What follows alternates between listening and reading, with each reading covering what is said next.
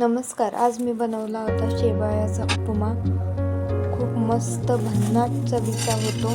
तवा गरम करून तव्यावर शेवया भाजून घेतल्या.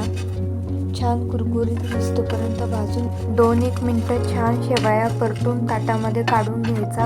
एक मोठ्या साईजचा कांदा घेतला, त्याच्यातला अर्धा भाग कट करून घेतला, रफली चॉप करायचा आहे. त्यानंतर एक टोमॅटो, कढीपत्ता आणि कोथिंबीर घेतली, फुटाण्याची डाळ, तिखट, हळद आणि मोहरी घेतली. त्यानंतर कढईमध्ये तेल गरम करून मोहरी, जिरे, कढीपत्ता, कांदा आणि टोमॅटो घालून छान परतून घेतलं.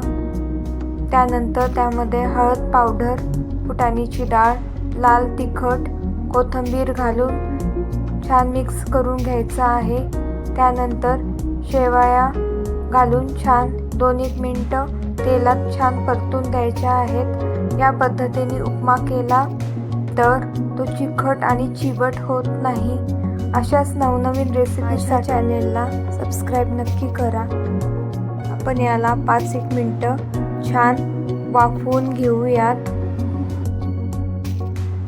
आता आपण टोमॅटोचे काप, लिंबू आणि थोडंसं दही कांद्यासोबत हा शेवया मुलांना खायला देऊ शकतो. पाहू शकता शेवया किती मोकळ्या झाल्या आहेत. व्हिडिओ आवडला तर लाईक शेअर नक्की करा. व्हिडिओ पूर्ण बघितल्याबद्दल धन्यवाद.